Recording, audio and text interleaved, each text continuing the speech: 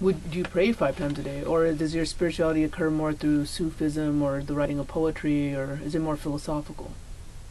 Well, Sufism is supposed to be an extension of Islam, the basics of Islam. So in Sufism, the way that I was taught, there are different stages. So the first stage is you have to master those basic things. So you are supposed to pray 5 times, but I don't. No, I don't. So there are many parts of this spiritual practice which I have not mastered. But the learning goes on, and the application and implementation of those teachings. I try to do more and more.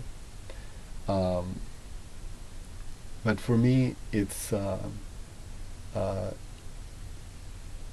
I think it's in my writings too, that it's straightforward.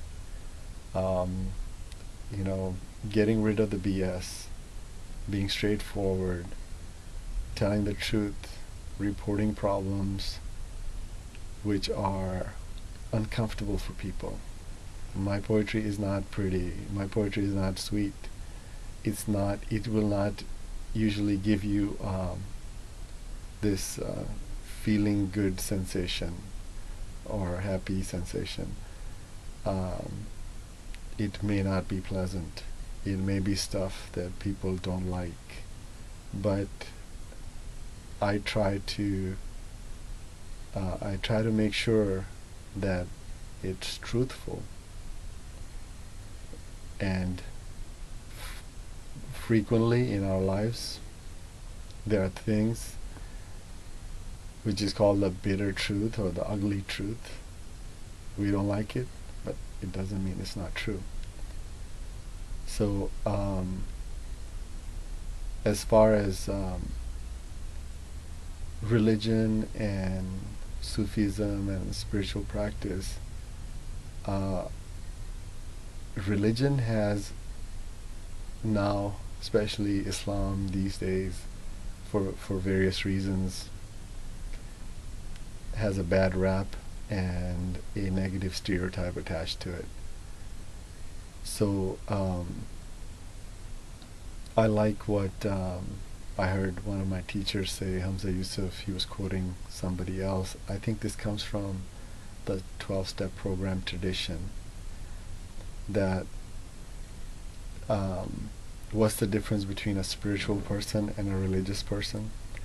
A religious person is one who's afraid of going to hell, and a spiritual person is one who's been through hell and doesn't want to go back there. So I think that says a lot, and it's in 12-step programs. It's a lot. It's about work. You have to do work. You have to do practice. You have to do discipline, the daily discipline of not drinking, the daily discipline of meditating, the discipline of going to meetings, blah blah blah. So the discipline of paying attention to what are my addictions, and changing them, converting them into commitments, replacing them with good things. So that's supposed to be the true purpose behind doing all the worshiping, behind doing all the prayer and so on.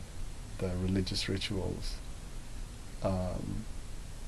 are supposed to mold our characters, not just remain in isolation, that when I go to church I'm being good, but as soon as I come out of church, at my job, in my business, I'm lying to people, I'm fooling them, I'm BSing them, I'm only following the religious principles when I'm inside the temple.